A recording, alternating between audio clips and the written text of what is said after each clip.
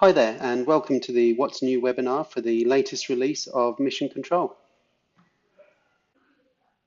This release sees a number of really cool new features being made available in Mission Control, as well as some really awesome enhancements to some existing functionality.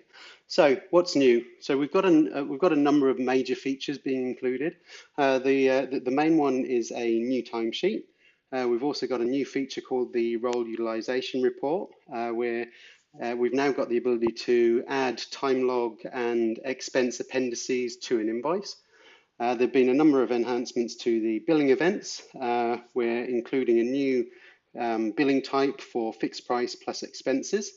We are also seeing the ability to now have multiple dependencies between milestones and actions.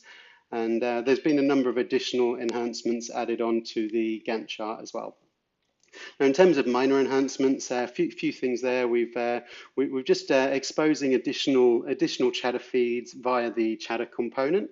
You've now got the ability to reset your baseline dates on your projects, and we're adding in the objects for some new features that will be coming in our next release later this year. So we'll cover those off in a bit more detail as we go through. So we're super proud to announce that there's a new timesheet being made available in Mission Control, and in our opinion, it's a well overdue upgrade, and hopefully you'll agree that it's going to be well worth the wait. So the existing timesheet, all of the functionality from that has been included, but there's a lot more functionality available to you as well. So we're going to take a look at all of those features. In addition to the timesheet, we're adding two additional features to the overall timesheet that we're referring to as the calendar converter and the approvals page. So let's jump in and start taking a look at the new timesheet. Okay, so this is the new timesheet.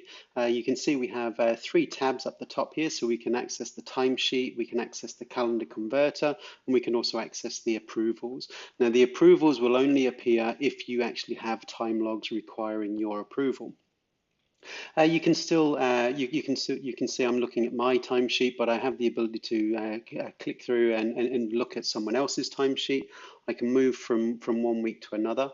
I get an approval summary of the approval status of all of my time logs, and then I can see the details here. So I've got links through to the project, to the milestone, to the action.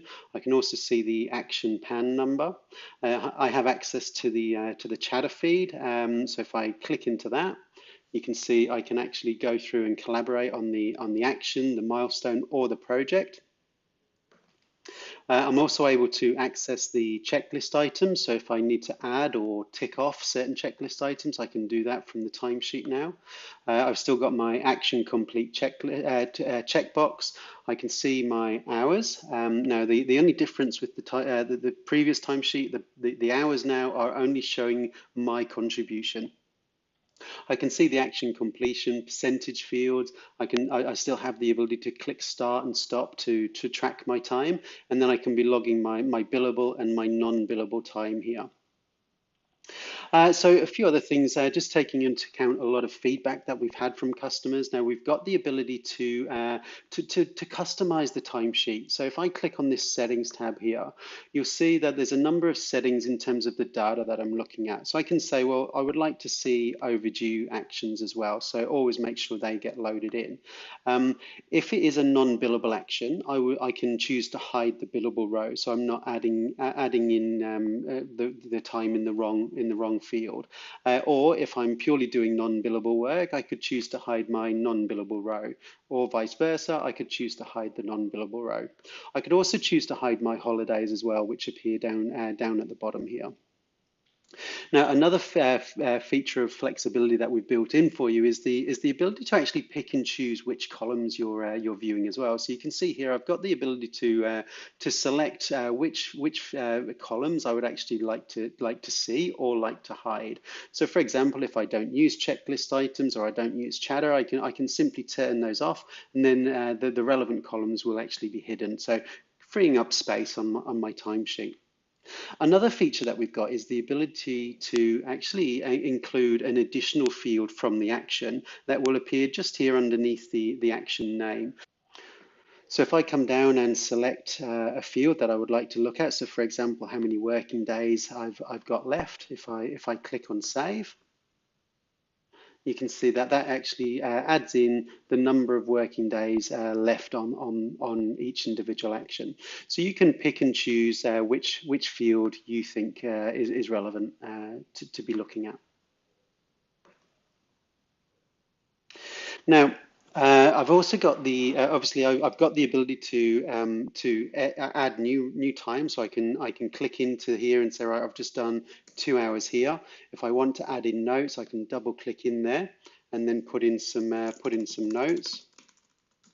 I also have the ability to mark it off as overtime. I've got my ability to exclude it as billable capacity and obviously log my 2 hours. So if I create that 2 hours, I might also say I've just logged another 2 hours on Wednesday as well. So I'm going to jump in there and again add in some more notes. So if I save those two, you'll see I get like a warning here letting me know that I've got unsaved records. So what I can do is click on save. So that's now saved those two time entries. Now, one of the biggest bits of feedback we always used to get from the old timesheet was the timesheet's great for entering new time, but what happens if I've made a mistake? Well, previously you used to have to go off to the individual time log record and edit that. What you can do now is actually edit it directly from here. So if we click on the eye icon, this will open up a summary page that lets us see all of those individual time entries relating to that action for this week. So we've got it in read only at the moment, but we can actually jump in and modify that as well. So I could come in, I can obviously add in more notes. I might actually change that to 3 hours. I might even change the date. I could mark it off as non-billable, mark it as overtime, or exclude from capacity. So as soon as I click on the tick sign, that automatically goes and updates that. You can see how that change has been reflected on the timesheet. Now we've still got our save and submit. So obviously saving the timesheet is just going to save the time log records, and anything that is requiring approval will go into the pending column. And then when I'm ready, I can click save and submit, and that will change anything that's pending over to submitted. We've also got this additional feature called saving suggested hours. So you'll see here, obviously, anything that I've already entered is entered in black, but you can see I've got these grayed out numbers, and these are basically giving me my suggested hours based on the number of hours scheduled for each day. So for example, if you're in a scenario where you're actually, you're working on site with a customer all week, you might only have one action on your timesheet, and that action is scheduled for 40 hours for the whole week. Now, rather than you having to come in and put in 8 hours every day, it will actually show you your suggested hours. Now, if you're happy that that's right, what you can do is actually just click on the Save Suggested Hours, and that will convert those grayed out suggestions into actual time logs, and you'll know they've been converted once they're actually once they're colored black. We also get a summary down here of our time, so we can see obviously the time that we've done for each day, but that's broken down into billable, non-billable, holidays, and total hours. So we get totals for each of our categories, and we get a total for the entire week, as well as totals for each action. Now we can also we've also got an undo button here. So if I start entering time, so let's say I've gone in there and said I think I did 2 hours there and I did 3 here, and then maybe I get distracted and I need to, I've forgotten what I've done. So providing I haven't yet saved the timesheet, I can just click on this undo button, and that will actually remove any unsaved changes. So you can see how that's automatically removed those 2 entries. So that's the new timesheet. Hopefully you see that it's a lot more powerful. It gives you a lot more flexibility, and hopefully you'll get a lot of use out of it. One other thing that we've got is the ability to add in new actions, and we've streamlined that process as well. So you've got the ability. Previously you had to select the project, then the milestone, and then the action. Now what you can actually do is just search for something, and you can. This is a smart search, so it'll actually bring back results based on the string that you're searching appearing in the project, the milestone, or the action. action name. So I know I've got a project for Strapper here. So you can see it's pulling back all of my actions. So I'm not having to search for the individual action. I can just search for the project and it will pull back there everything. So I'm going to go in and say, right, well, I would like to add in my deliver training. So add that one in, and that's added that onto the timesheet. So it's now available for me to start entering time against. Okay, so the calendar converter, let's take a look at that. Then now this has come as a result of some discussions with various clients. Now they're not necessarily using the timesheet to log all of their time. What they're actually doing is recording all of their time that they're working inside their Gmail or their Outlook calendar. So we don't have a direct integration with Gmail or Outlook. There are plenty of third-party applications, including some from Salesforce, that allow you to synchronize your Outlook or Gmail calendar with your Salesforce calendar. And ultimately what that does is creates event records in Salesforce. So the calendar converter is actually displaying any event records that have been that are assigned to me inside Salesforce. And I've got the ability to convert those into time logs. So I can come along and say, okay, well, looking at this, it looks like it would be some time spent on a project, whereas this is a weekly team meeting, so I might not want to log time against that. So what I can do is actually click on the clock sign here. And that's going to open up the converter, so the log time component. So what I can do is actually go off and say, well, it's on the Aprika project. I know it's to deliver some training, so I'm going to go into my deliver milestone, and I'm going to say that's part of that deliver training action. So obviously put in some notes here. And it's automatically picked up the duration of the event, so it's going to be logging 3 hours. So I'm going to go away and log that 3 hours time, and you can see how that's now changed. So I've got a red clock indicating that I've logged time, and it's picking up the color associated with the project as well. So I can quickly identify what's related to a project and what's already been logged as well. So hopefully, again, it might be a useful tool for you where you can quickly convert event records into time logs on your projects. And the approvals page again, so previously we used to have to go to our time log object and approve time logs via a list view. We've built a new page here that will give you a much more efficient way of doing that.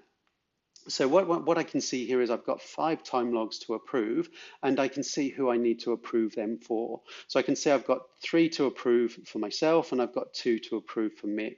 So if I click on my record, you'll see it's going to pull up all of the time logs that I need to approve.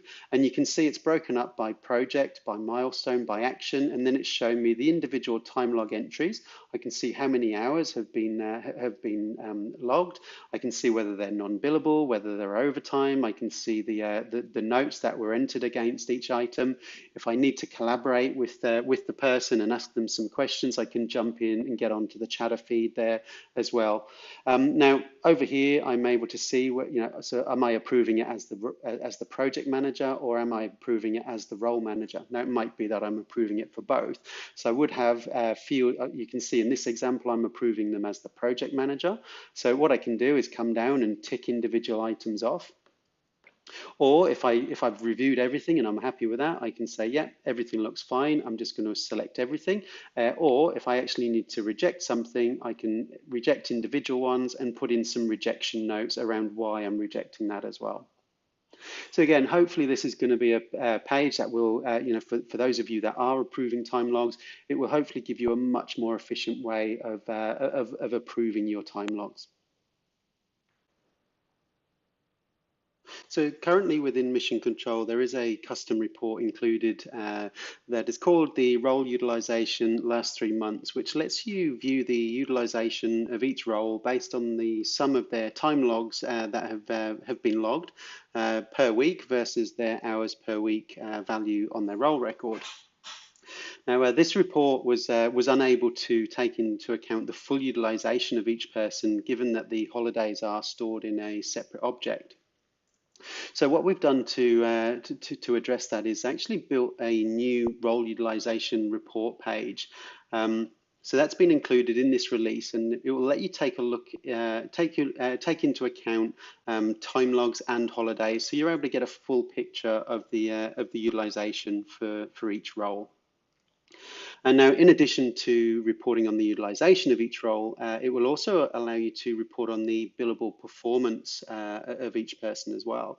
To support this, a new field has been added to the role object called billable target percentage, which is used to calculate the target number of billable hours each role should achieve. So for example, if we have a resource that has an hours per week value of 40 and their billable target percentage value is 80, then that person's billable target hours would be 32.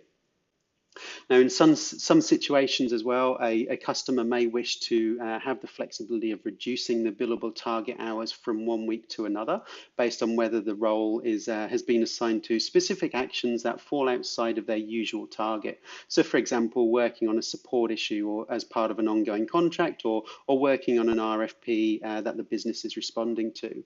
So to provide customers with the ability to identify certain actions that should be excluded from the billable hours target, a new feature referred to as exclude from billable capacity has been added to the project, milestone, action, and time log objects. So you'll now find that there is a field called exclude from billable capacity available. It'll be a checkbox field, and it's going to be available from the key pages such as the create actions page, the add actions, the time log component on the whiteboard and the trackpad. It's available on the timesheet as well as on the Gantt chart when you're editing milestones and actions. So what we're going to do now is jump in and take a look at the new role utilization report. So you're able to access the role utilization report from the management pad on the console. We've got a new tile here, so click through to access the report. Now it loads up, you're able to make a filter based on teams, or you can switch to roles. So if I'm looking for teams, I can make multiple selections, adding in the relevant teams that I want to look at. If I want to switch and look at individual people, I can move to roles and then select individual role members. So I can specify the date range, and I can also specify whether I want to view the figures weekly or monthly.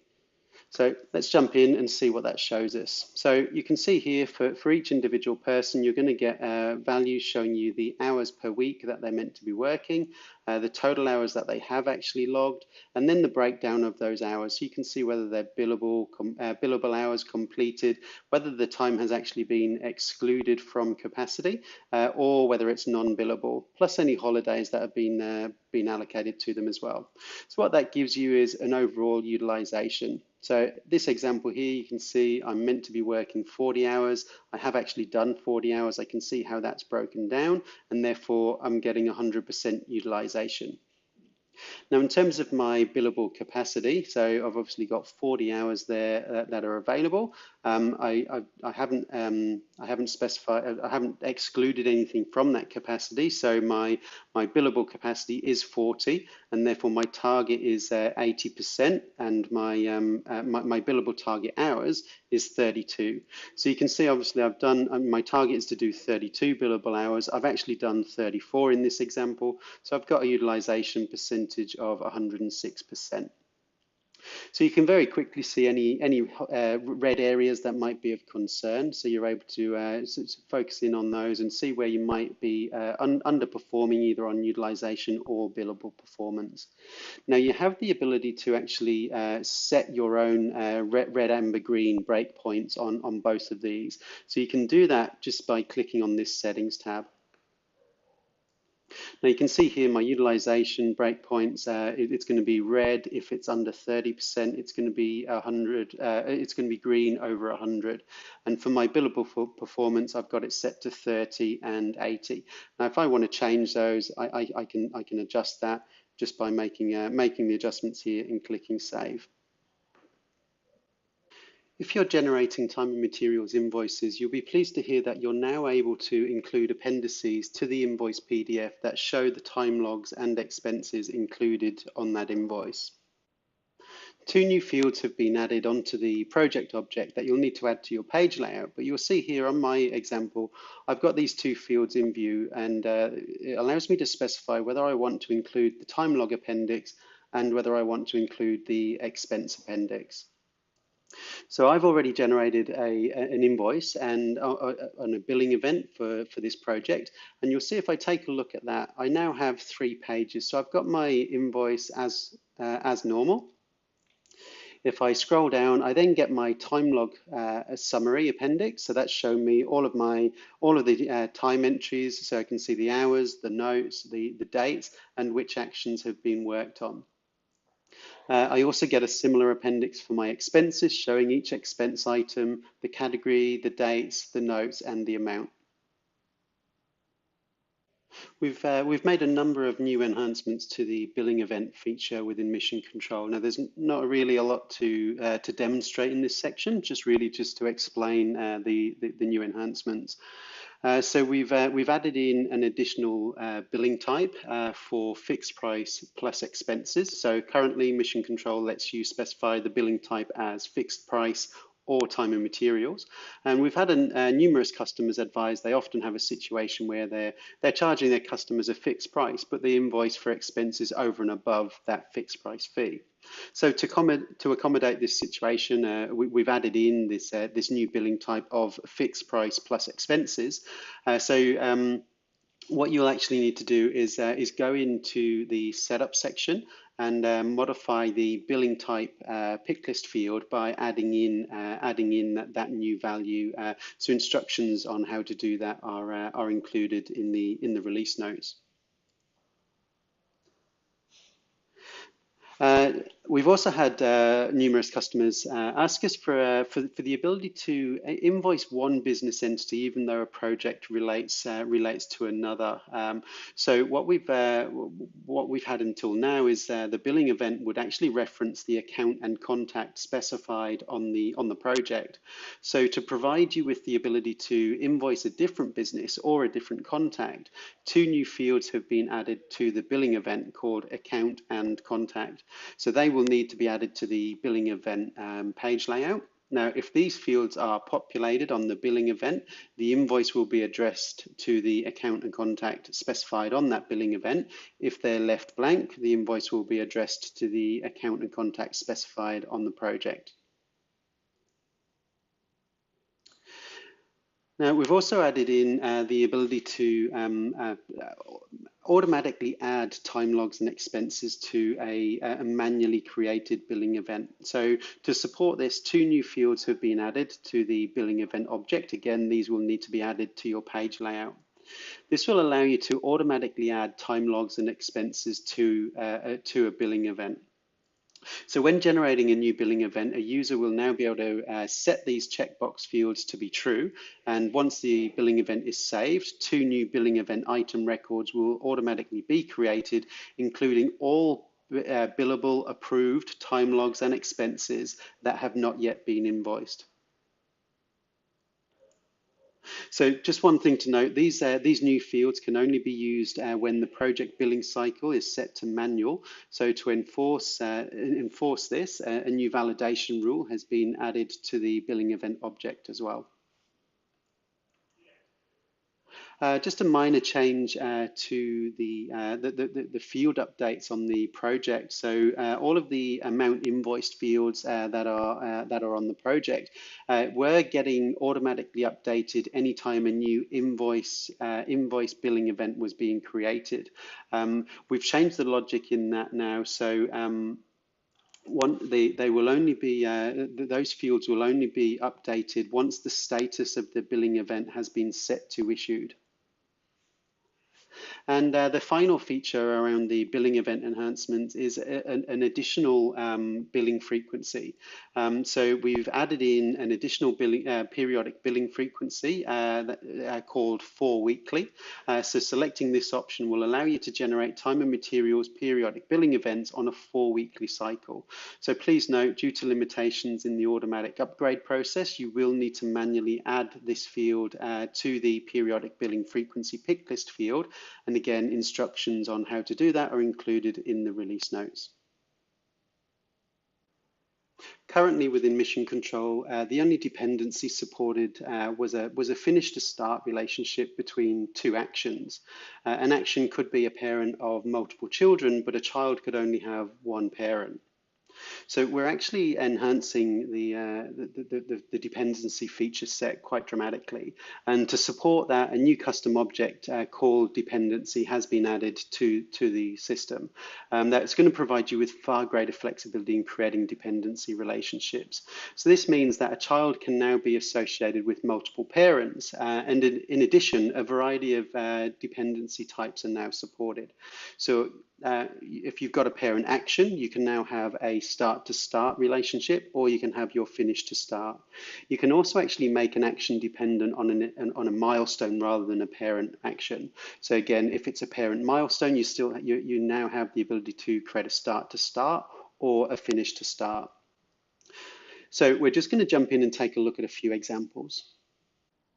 So what I can do obviously is just drag and drop. So if I want to create a finish to start between two actions, it's just a case of dragging from the right-hand side of the parent down to the left-hand side of the child, and that creates the finish to start. Now, if I want to create a start to start, it's a case of dragging from the left-hand side of the parent down to the right-hand side of the child, and that will move that forward because it's a start to start relationship. If I want to do a relationship from a parent milestone, I can either click from the left to create a start to start, or from the right to create a finish to start. So what I'm going to do here is create a finish to start, setting the milestone as the parent, and that action will be the child. Now you've got a number of different options there available to you, and full details are included in the release notes. Now to support these new options, the dependency email notifications have been enhanced as well. So the roles involved with the child action get notified at the appropriate time. So based on it being a finish to start, the email notification is sent to the roles involved with the child action when the parent action or milestone is set to complete. And on a start to start relationship, the email notification is sent to the roles involved with the child action when the parent action or milestone is set to in progress. We've made a number of new enhancements to the Gantt chart as well. So we'll run through all of these in a bit more detail, but just a high level overview. I'll let you know that you can now turn on or off the hoverbox tooltips. You have the ability to specify the milestone sort order. You're also able to now drag and drop the milestone deadline to reschedule it. You have the ability to hide the Gantt chart component and just view the data table. You can also add custom fields to the data table, and the formatting of the dates is now going to be based on the individual user's locale setting. We've added in the ability to see buttons to edit, add, and delete records. And we've got a new feature in there called auto scheduling. So we'll run through that in a bit more detail. And we also have the ability to view the critical path within the project. So let's jump in and take a look at each one of those in a bit more detail. So the hover tooltips, you can see as I'm hovering over any one of my actions or my milestones, those tooltips will appear, giving me information. Now you've now got the ability to turn those off. Now you do that by going to the console. So on the control pad within the Gantt chart settings section, there's now a feature here where you can disable the Gantt tooltips. So if I save that, and now if I go back to my project, you can see when I'm hovering over my records, I no longer have those tooltips. That's really just a preference for you to choose whether you want to see them or not. The next enhancement is the milestone sort order. Now we've had some requests from customers where they may want to actually organize the milestones in a specific order, going from top to bottom, even though the one milestone might happen before the other.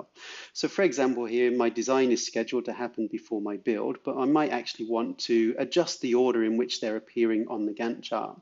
So we've added in a new field called milestone sort order, and that's accessible if I if I double click in here, you'll see I can start specifying the order. So what I'm going to say is I actually want that to appear second in my order of milestones.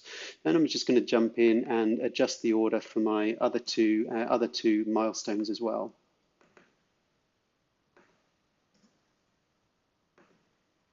So once I've done that, I can click on Save, and you'll see how that automatically adjusts the ordering. So now Build is coming up first, then I've got Design, and then I've got Deliver. You're also now able to drag and drop the milestone deadlines. So previously, if you wanted to adjust the deadline for a milestone, you had to double click into the milestone and edit it. Now what you're able to do is actually drag and drop that milestone and specify where it needs to happen. So you're literally able to just drag and drop accordingly. Once you're happy with where you've got them, you'd click on Save, and then those milestone deadlines would be updated. We've had a request from some customers where they would like to be able to export just the data table as opposed to exporting the Gantt chart. So what we've got now is a new button here that if we always had this button that if you click that, it collapses the data table. We've now got another button that actually allows you to collapse the chart side of the Gantt as well. So if I click on that, I now have the ability to just look at the data table. And what I can also do is export that.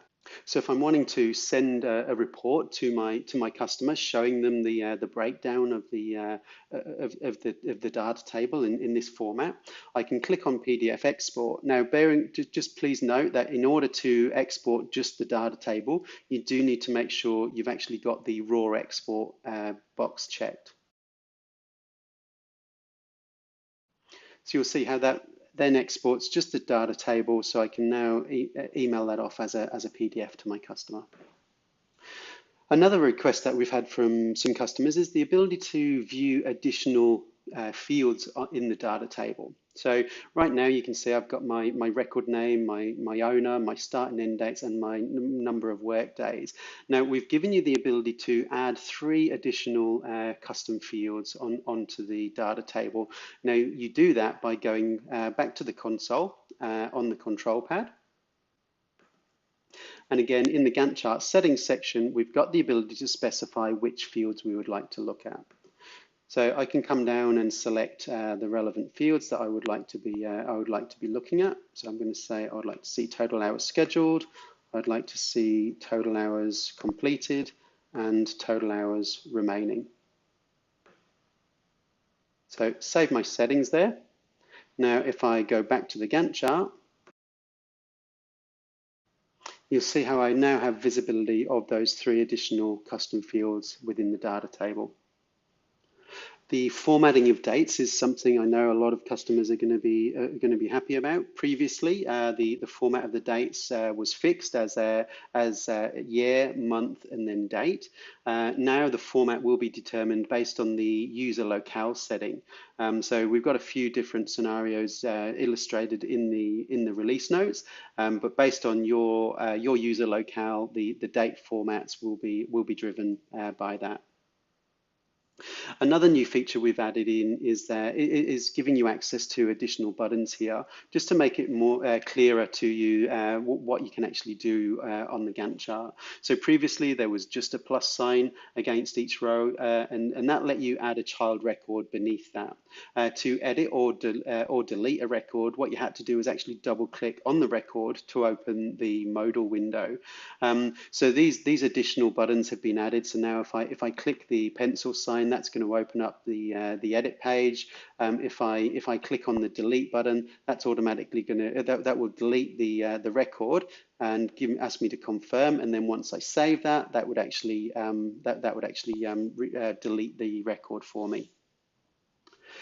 A new auto scheduling feature has been added to the Gantt chart that will automatically reschedule records when dependencies are created. So, for example, if we take a look here, we've got the design wireframes and we've got the design UI. Now, there's currently 1 day of lag between those two records. Now, I've got my auto scheduling here. You can see it's green, so that implies that shows me that it's enabled. So what happens with auto scheduling turned on is when I actually create a relationship between these two records, it will automatically snap the child record to start as soon as the parent finishes. So, for example, if I create a start to start record, you'll see that how the child automatically jumps to be starting at the same time as the parent. Now, you might have examples where you need to fine tune your scheduling, and you might want to create some lead between those actions. So what you're able to do is actually turn that off and then start fine tuning that. So it might be that we say, okay, well, that's actually going to be a 2-day action, and you can now see because I've turned off the scheduling, the child action isn't actually automatically rescheduling. So I can adjust that myself and then get that to be exactly how I want it. And then once I'm happy with that, I can turn my auto scheduling back on. Now, this new feature has been long awaited by a number of customers. I'm really pleased to be able to say that we do now have the ability to view the critical path on the Gantt chart. So the critical path is the path within the project that has the least amount of slack. Therefore, if any of the actions within the critical path are delayed, the overall project is likely to be delayed. So if an action or milestone falls within the critical path through its relationships with other actions or milestones from its dependencies, the relationship will be highlighted red, as you can see here. So the full project in this example is all part of the critical path. Now, just one thing to note: so if I actually move something out of the critical path, if I extend something, you can see how the red lines disappear. Now, the critical path will support lead, but it won't support lag. So lag is obviously a gap between those actions. So if I obviously move that over there, I've now got this lag between these two actions. If I have some lead, so in order to do some lead, I'm actually just going to turn off my auto scheduling and extend that record there. So the lead now shows that there's a 1-day negative lead between this action and this action, and therefore that's still being factored into my critical path. We've made a number of minor enhancements to Mission Control as part of this release as well. So one of those is an enhancement to the chatter feed component that you have access to on the whiteboard and also on the new timesheet. So previously you were only able to access the action feed. So now, as you can see on the right-hand side here, you're also able to click through to access the milestone or the project feed. So it gives you the ability to choose which record within the project structure you want to be collaborating on. One of the other things we've done is added a new checkbox field onto the project record called Set Baseline Dates. So you'll need to add this to your page layout, but when this field is set to true, all of the baseline start and end dates will be automatically updated to reflect the current existing start and end dates on the records. So this will allow you to create a project, adjust the scheduling of the project, and then once it's ready to go live, you can then commit those baseline dates. So I'm just going to jump in and show you what that would look like. So you can see on this example, I've got my actions on my project, and you can see how my baselines are varying from where my actions currently are. So what I can do is go onto my project page and click the Set Baseline Dates. Once I click Save, that will update the baseline dates. So then when I recheck that, you'll see they're all brought into line to actually show me that the baselines are tied in with the actual dates as they are right now. And then finally, one of the new features that's been added is we've got a new feature plan for our next release, which is coming later this year.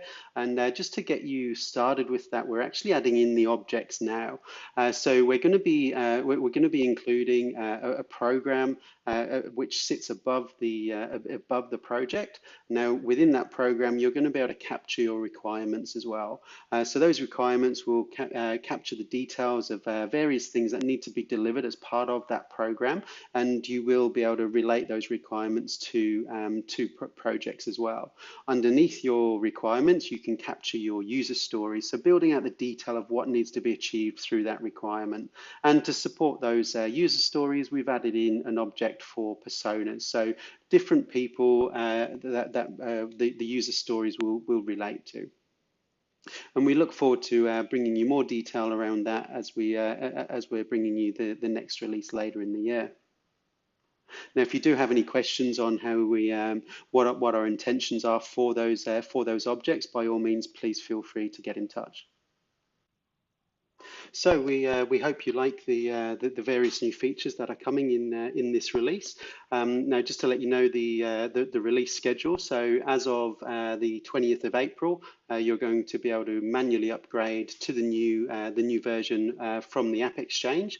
So obviously, go to the App Exchange, you click the Get It Now button, and then you'll be able to install and upgrade to the new package. On the 28th of April, we will be automatically upgrading all sandbox orgs, and then on the 5th of May, we will be automatically updating all production orgs as well. Like always, guys, we obviously hope you're going to find value in these new features. We're always looking for your feedback.